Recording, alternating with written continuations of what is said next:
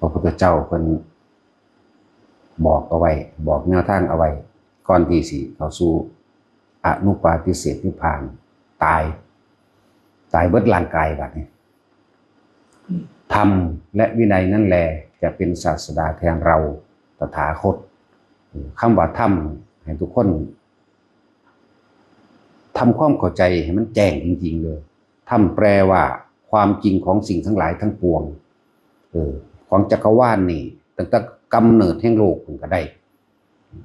นั่นแหละสิ่งความจริงของสิ่งทั้งหลายโลกเกิดขึ้นมาเองโดยธรรมชาติทั้งสิ้นนะ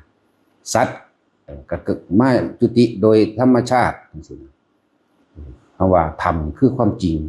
ให้ทุกคนเห็นตามความเป็นจริงจึงเรียกว่าธรรมของสิ่งทั้งหลายทั้งปวงมีความเกิดขึ้นเป็นธรรมดามีความแตกดับเป็นธรรมดาทั้งสิ้นนะแล้วก็ธรรมคืออนิจจังทุกขังอนัตตาทั้งสิ้นก็เป็นธรรมคือความจริงและจึงบอกว่าธรรมทุกคนนั้นว่ากระทำสิ่งใดก็สร้างก็ให้นึกถึงความจริงฉะนั้นคำว่าธรรมกับคำว่ามรรคมีองค์8ตีคู่กันเด้เขาจิตเข้าถึงความจริงนะคำว่าธรรมคือสิ่งทั้งหลายทั้งปวงมีความเกิดขึ้นเป็นธรรมดาและมีความแตกดับเป็นธรรมดาเหมือนกันกับโลกนี้เกิดขึ้นเป็นธรรมดาและโลกนี้ก็ต้องแตกดับเป็นธรรมดามีเรื่องของโลกเป็นชีวิตโลกโลกมันเกิดแบบนี้มันก็จะแตกดับไปแบบนี้ชีวิตคนก็คือการเกิดขึ้นแบบนี้ก็ต้องตายไปแบบนี้ว่าธรรมเป็นความหมายที่กว้างจริงแต่ก็เห็นง่ายๆนั่นแหละบ่มันของลึกล้ำยังเกินไปเพราะกลางเพราะประมาณดูได้ทุกคนถึงว่าธรรมแต่เฮาทำความเห็นเป็นไปตามความเป็นจริงสัมมาทิฏฐิถ้าเห็นตามความเป็นจริงในสิ่งที่มันเป็นเนี่ยบ่ได้เห็นผิดคือว่าโลกนี้เกิดขึ้นมาโดยธรรมชาติก็แตกดับไปตามธรรมดาธรรมชาติของมันที่เห็นผิดก็คือว่ามีผู้สร้างโลกนี้มีผู้สร้างกรรมมีผู้ดลบันดาลนี่คือเห็นผิดโลกนี้บ่มีไผสร้างเกิดขึ้นเองตามธรรมชาติกรรมคือการกระทำของตัวเฮาเองเฮากระทำสิ่งใดไว้เฮาก็จะรับเศษส่วนที่เฮากระทำนั่นเองบ่มีผู้ใดดลบันดาลบ่มีผู้ใดมาสร้างเฮาเองสร้างเองเป็นเองเกิดเองตายเองทั้งสั้นนั่นแหละบอกว่าสัมมาทิฏฐิมีความสำคัญมากเด้อเห็นเข้าใจตามความเป็นจริงด้วยตาโดยหูโดยจมูกโดยลิ้นโดยกายโดยใจของเฮาเองสัมผัสกระทบรู้สึกแล้วก็รู้ไปตามความจริงที่มันเป็นเด้นะสัมมาทิฏฐิจึงสำคัญมากมีความเห็นมีความเข้าใจรู้แจ้งแทงตลอดถึงความจริงของสิ่งทั้งหลายทั้งปวงมีความเกิดธรรมดาดับธรรมดากรรมเป็นเรื่องที่เรากระทำขึ้นมาเองไม่มีใครผู้ใดผู้หนึ่งโดนบันดาลเรียกว่ากรรม สิ่งทั้งหลายทั้งปวงมีความเกิดเป็นธรรมดาเปลี่ยนแปลงเป็นธรรมดาและแตกดับเป็นธรรมดาสัมมาทิฏฐิเรื่องว่าความเห็นโดยสรุปสุดเลยเป็นหัวใจมันเลยบัดนี้อันตัวรองลงมาดิสัมมาทิฏฐิแล้วก็สัมมาสังกัปโปแปลว่าความคิดดำริคิดในขณะที่ตาเห็นเดี๋ยวนี้นี่ปัจจุบันคิดขณะที่ตาเห็นเดี๋ยวนี้เห็นรูปเดี๋ยวนี้หูได้ยินฟังเสียงเรื่องเล่าเดี๋ยวนี้ตาหูจมูกลิ้นรสสัมผัสกระทบรู้สึกเดี๋ยวนี้จมูกลิ้นกายสัมผัสกระทบรู้สึกเดี๋ยวนี้ร่วมลงใจอันนี้เป็นตัวย่อยลงมาในการคิดในการนึกสัมมาทิฏฐิเป็นหัวใจใหญ่ตัวนี้เป็นแยกย่อยลงมาอีกเป็นเครื่องพิจารณาเข้ามาอีกสัมมาทิฏฐิสัมมาสังกัปโปเนี่ยจึงเรียกว่า2ข้อเป็นปัญญาเรียกว่าความรอบรู้ตามความเป็นจริงปัญญาความรอบรู้ในกองสังขารกับบ่ผิดความรอบรู้และต้องรู้ตามความจริงพร้อม2ข้อสัมมาทิฏฐิกับสัมมาสังกัปโปสัมมาวาจาก็เกิดจากการคิดเห็นในปัจจุบันนี่สัมมากัมมันโตกระทำว่าจะเว้าหยังกะสร้างบัดนี้ พูดตามความเป็นจริงจากรูปรสกลิ่นเสียงจากสิ่งที่กระทบสัมผัสและรู้สึกเรื่องใดที่ตัวเองยังไม่รู้แจ้งก็ไม่พูดไม่รู้บอกว่าไม่รู้หรอก็เลยว่าพูดความจริงสัมมาวาจาสัมมากัมมันโตการกระทำถูกต้องโดยชอบทำตามความเป็นจริงตามความจริงเด้กระทำสิ่งใดสิมันเป็นความจริงใดนั่นแหละเหตุอีหยังก็เหตุตามความมันเป็นจริงใดว่าไม่เหตุตามความที่เสื่อซื่อแล้วบางอย่างเหตุไปแล้วมันบ่เป็นความจริงแต่ว่านี่กัมมันโตกัมมันตะการกระทำโดยชอบธรรมและก็ถูกต้องพร้อมการกระทำด้วยความเป็นจริงล่ะสัมมาอาชีโวกประกอบอาชีพที่ไม่เบียดเบียนทำร้ายให้ผู้ใดเสียชีวิตทรัพย์สินเอาคนก่อนแต่ว่าเรื่องนี้นะสัตว์อย่าเพิ่งเว้านะมันเป็นตัวเลือกสำหรับนักปฏิบัติที่นิพพานศาสตร์นี่จังว่าสัมมาอาชีโวสัมมาวายาโมประกอบความเพียรตามความเป็นจริงพยายามกระทำสิ่งใดสิ่งหนึ่งเริ่มจากความเพียรชอบบัดนี้ความเพียรชอบตามความเป็นจริงหลายคนพยายามบัดนี้อันที่มันบ่เป็นจริงพยายามที่จะสวดมนต์ขอร้องอ้อนวอนพยายามที่จะทำพิธีกรรมอย่างใดอย่างหนึ่งเพื่อให้ได้มาสิ่งใดสิ่งหนึ่งที่ตัวเองหวังปรารถนาอยากได้แต่ว่าเฮาบ่ได้เห็นตามความเป็นจริงว่ามันสิเป็นจริงได้บ่บางคนคือสวดขอให้ได้เงินล้านขอให้รวยขอให้ไม่ป่วยด้วยการทำพิธีถวายของหรือแต่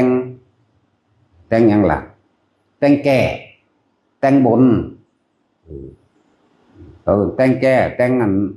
กระทงอันนั้นอันนี้กระทง9 ห้อง3 ห้องด้วยพิธีกรรมใดๆทั้งสิ้น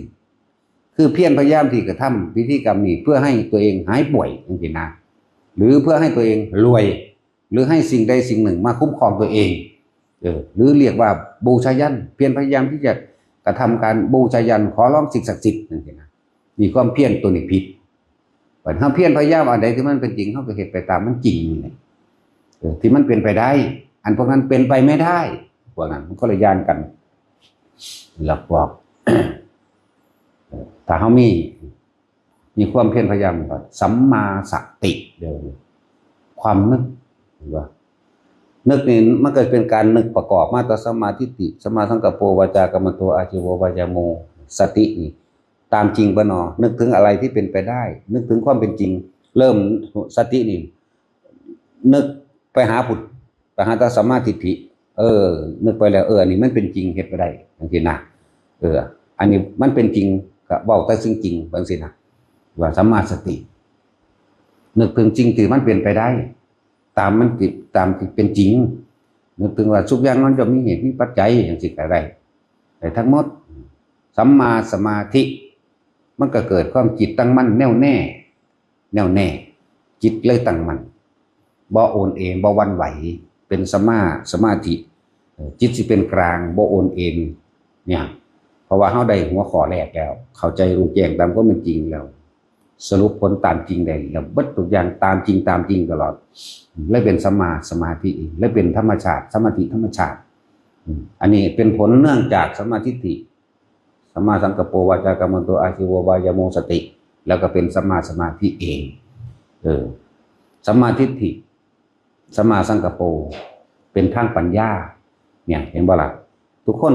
ที่ก่อเกิดปัญญาก็ต้องเกิดจากการได้ยินได้ฟังมาก่อนนั่นแหละนี่การปฏิบัติจริงๆแล้วนั่นเพิ่นว่าศีลสมาธิปัญญานี่คือหลักสูตรก็ตั้งไว้เรียงลำดับพอให้เกิดแนวทางและเข้าใจก็บ่ผิดแต่ว่าการปฏิบัติจริงตามที่เป็นมาได้บัดที่เป็นมาก็คือต้องรอบรู้ซะก่อนจังซี่นะเด็กจากการได้ยินได้ฟังนั่นแหละว่าเป็นปัญญา2ข้อนี่สัมมาทิฏฐิสัมมาทิฏฐิกับอย่างละสัมมาทิฏฐิสัมมาสังกัปโปนี่เป็นหมวดแห่งปัญญาเด้อส่วนสัมมาวาจากรรมโตอาชีโวเนี่ยเป็นหมวดแห่งศีลนั่นเป็นหมวดแห่งสมาธิปัญญาจึงอบรมศีลจึงอบรมสมาธิถ้ามันร่วมเป็นหนึ่งเดียวกันแล้วมันบ่แยกดอก เป็นมรรคสมังคีคือเขาศีลสมาธิและปัญญาปัญญาสมาธิศีลสะก่อนส่วนมากบ่ค่อยมีผู้ใดมีศีลขึ้นมาก่อนดอกฟังดีๆนี่คือความจริงที่ทุกคนเป็นว่าท่านมีศีลขึ้นมาก่อนจะคนเฮาศีลเนี่ยเฮาเอาตัวมีจิตใจเบียดเบียนทำร้ายมีจิตใจเบียดเบียนทำร้ายเด้เฮาตัวเจตนามันเลยเด้แล้วบ่เฮ็ดกะสร้างแต่ว่ามันเป็นหลักนึกไปหลักจังซั่นหลักสูตรเพิ่นว่าศีลสมาธิและปัญญาเฮาปัญญาสมาธิปัญญาศีลสมาธิเป็นจังซั่นแต่ว่าทั้ง3อย่างเลยมรรคสมังคีธรรมอย่างจังซั่นมีกับบ่ผิดนะว่านั่นแหละคือมันสิเริ่มต้นแต่พระพุทธเจ้าเฮาก็คือกันเพิ่นไปได้ยินไปฟังเรื่องนั้นเรื่องนี้มาเพิ่นก็เฮ็ดเบิ่งได้บัดนั่นเพิ่นเฮ็ดเบิ่งเพิ่นตรวจสอบมันบ่แม่นทางบนทุกข์นั่นเพราะว่ามันบ่เป็นตามความเป็นจริงนั่นเข้าไปสู่อราลดาบทเอานี่ก็ไปยึดมั่นถือมั่นในรูปฌานเกิดตายไปเป็นพรหมซื่อๆเบิดอายุของมันแล้วเบิดกำลังมันแล้วมันก็ลงมาเกิดใหม่อ้าวอราลดาบทก็อรูปพรหมซื่อๆบ่ต่างกันเลยแต่อายุยืนต่อกันซื่อๆเอาไหมนั่นมันไปตรวจสอบทดลองเบิ่งนั่นแหละจังเกิดสัมมาทิฏฐิขึ้นมาได้เห็นบ่เบิ่งไปแล้วหลายอย่างที่นำมาแสดงให้แต่ละคนหาแนวทางแห่งตนเว้านี่ว่าเป็นกลางๆไปแล้วถ้าไผสิถือเอาถือใดในตัวนั้นหรือกระทำตามใดหรือกระทำตามใด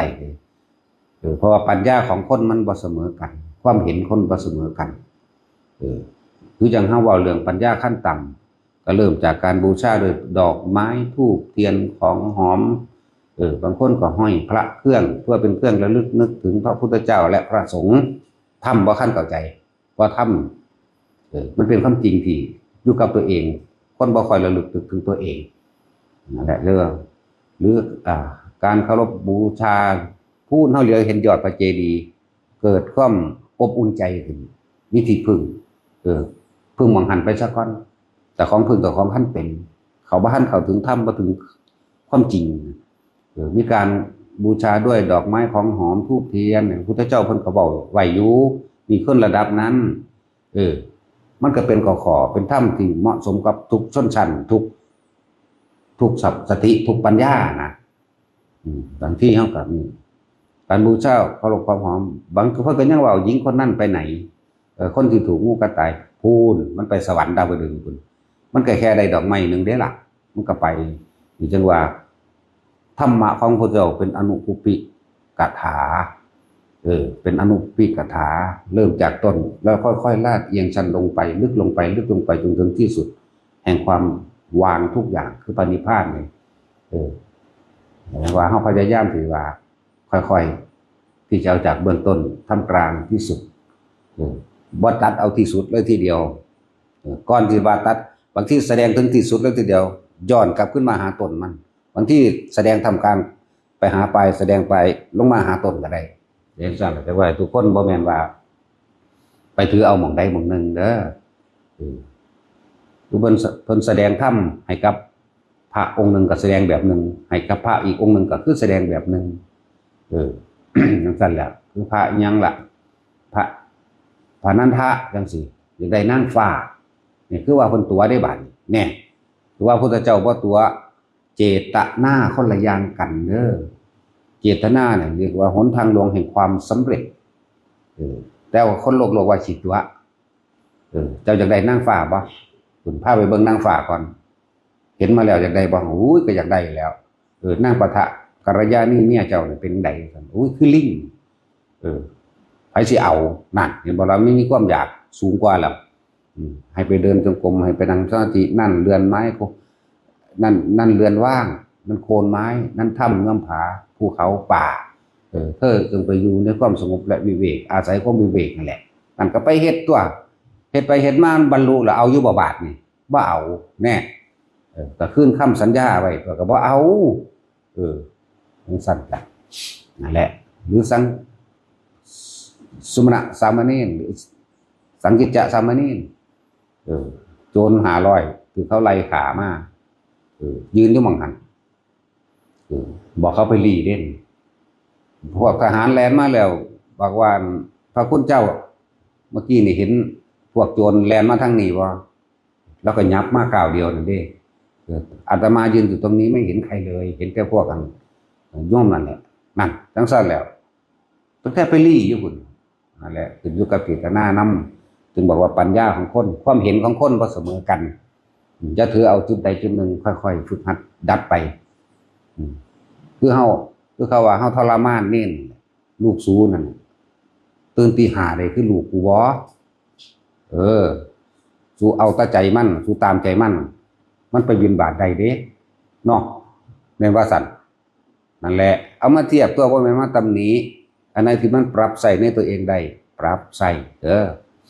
ช่วยหอดพระบวชโคตรพ่อโคตรแม่สู้คุณสมนั่นบ่ล่ะมันน้อยมันยังบวชอยู่ตั้งแต่ตัว นั่นแหละปรับใส่ก็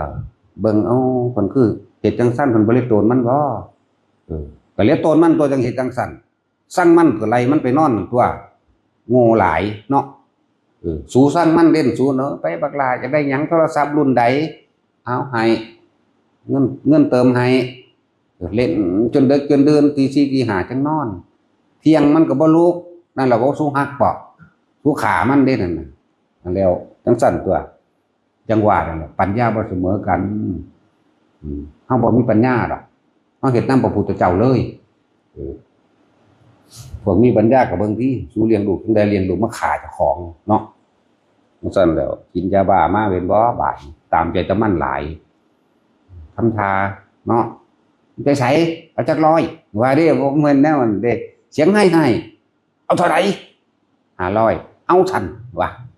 นั่นดอกฮักมันหักแม่มึงบอกแนวนั้นจักบ่ล่ะมาขามึงขึ้นบ่บาดขอดูเขาบ่ได้พี่บาดขอเงิน300ก็บ่ได้เห็นว่ามันตีพ่อตีแม่มันบาดคนที่เลี้ยงมาจังซั่นตัว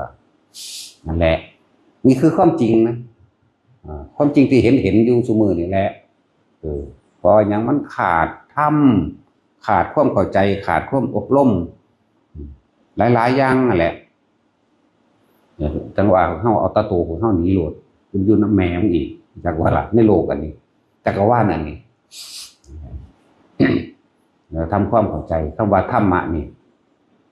คำว่าธรรมะคือความจริงของโลกความจริงของจักรวาลตั้งเป็นความจริงตั้งแต่กำเนิดโลกคุณเป็นความจริงมาตาพุ่นเป็นความจริงของตัณหาอุปทานของไปของมันคุณเพื่อได้อยากหนีออกจากตัณหาอุปทานครับต้องทำความเห็นให้มันถูกต้องตามความจริงซะก่อนเลยเว้ยสัมมาทิฏฐิกับโปวาจาจนถึงมาสมาธิไล่เข้าไปเราฝึกหัดดัดตนเองตัวฝึกหัดดัดตนเองอย่างสั้นอะไรจะมาเทียบตะวางสี่หลายมือได้กระท่วงตะกูหลายจังน้อยลูกสู้สิขาสู้ตายสู้โง่หลายลูกกูไปบินบาทตื่นแต่เด็กๆคุณห่วงงากเรื่องน่ะทางกับฟ้ามือใส่กงหูมันมั่งเอาขี้ดังใส่ปากมันมั่งมันก็กินเสยแล้วเห็นว่าเดี๋ยวมืออื่นกูจะเอาขี้ดังใส่ปากมันกินสั่นตัวมันนั่งไปบินบาทใดลูกสู้เที่ยงบ่ายโมงกับว่าเนี่ยตื่นอยู่ด่าซ้ำไปปลุกมันว่ามันไปปลุกมันไปทำงานได้ละมากินข้าวเบิ่งดูกันแม่นบ่สัตว์มาแม่ละลูกมากินข้าวขามันกัดขาจะของพร้อมอยากว่าอย่างความจริงตัวพวกเจ้าว่าเนาะน้องสั่นตัวจังว่านั่มไปดัดแปลงนั่มไปผิดแพงเอาตัวน้องสั่นว่าแม่นมาตำหนิน้องสั่นจังว่าแต่พวกเข้าเห็นตามความเป็นจริงได้หนทางนี่สั่นเอง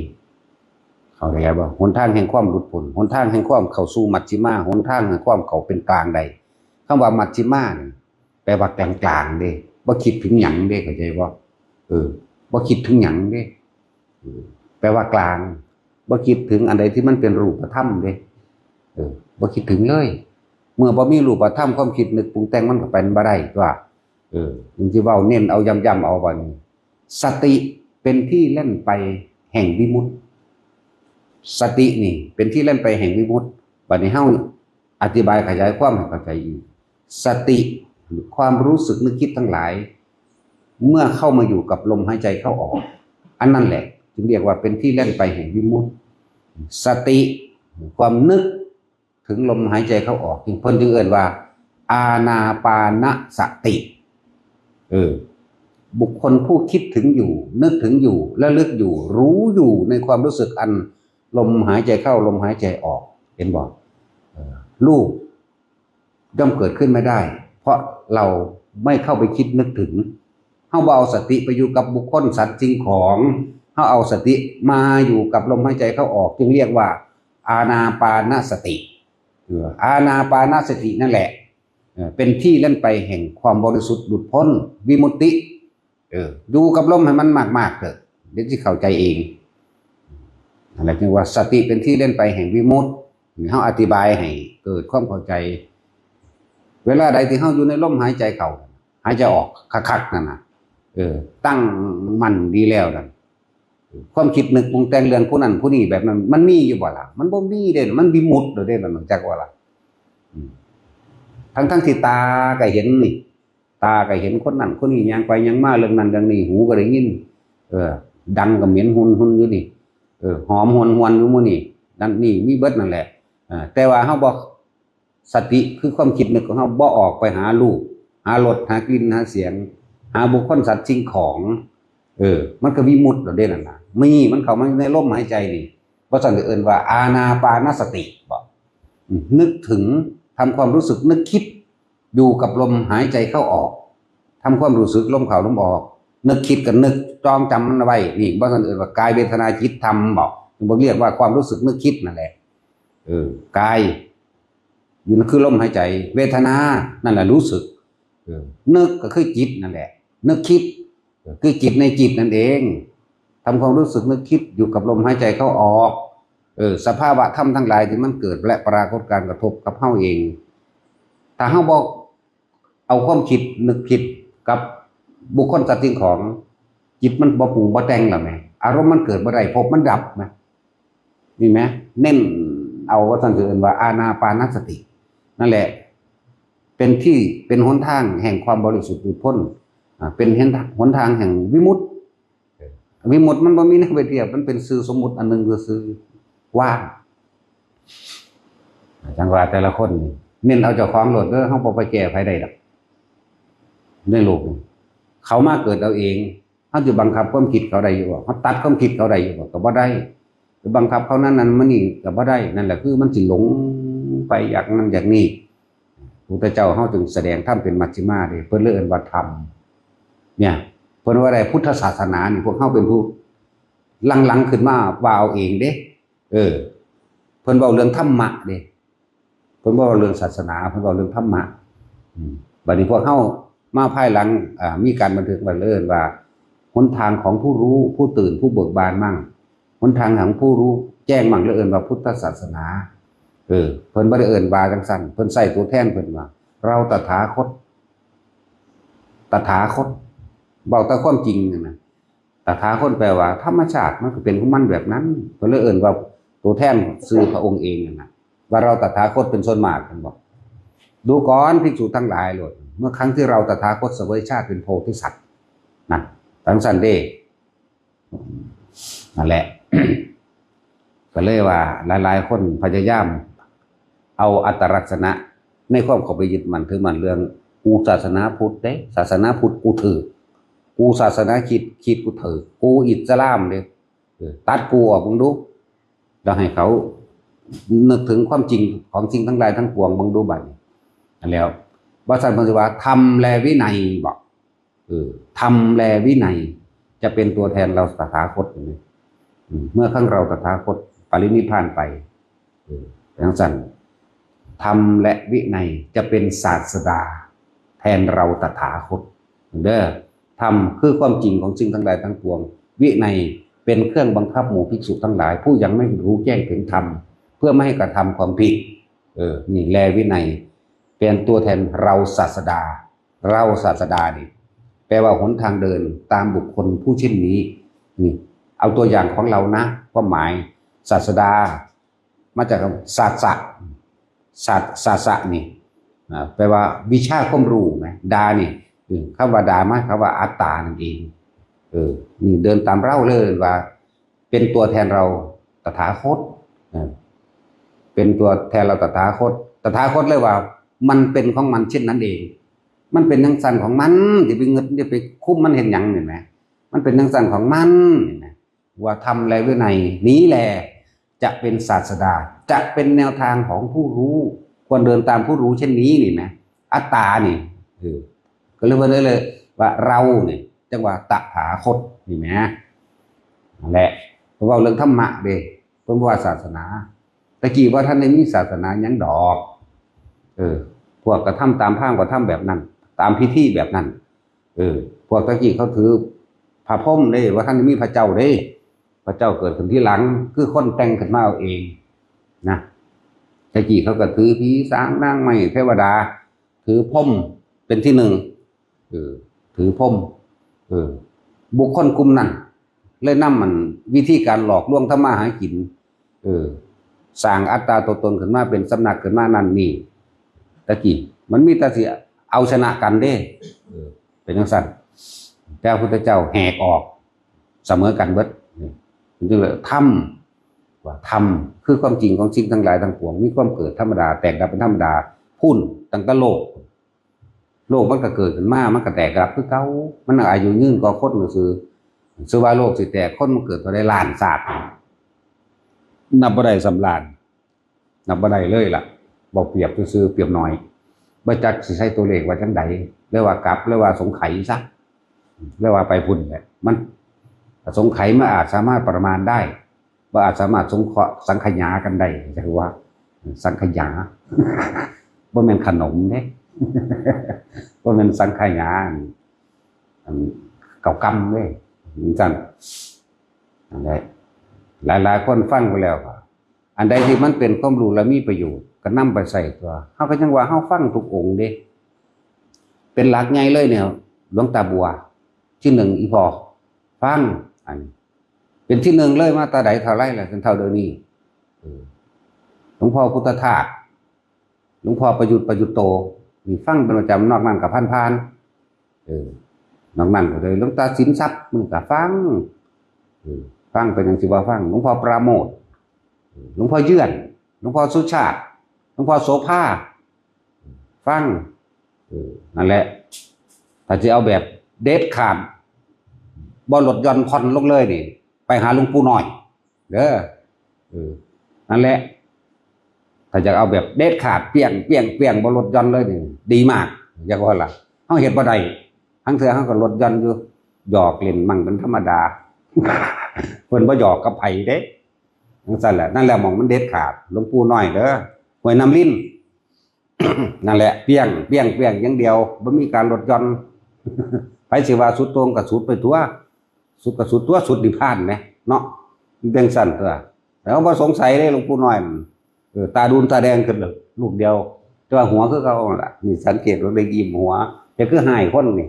ก็ดีแล้วล่ะหายคนเพราะคนกับสัตว์นั่นแหละบ่ต่างจากหมาดอกสมควรหายแล้วล่ะนั่นว่าซั่นนั่นแหละจังว่า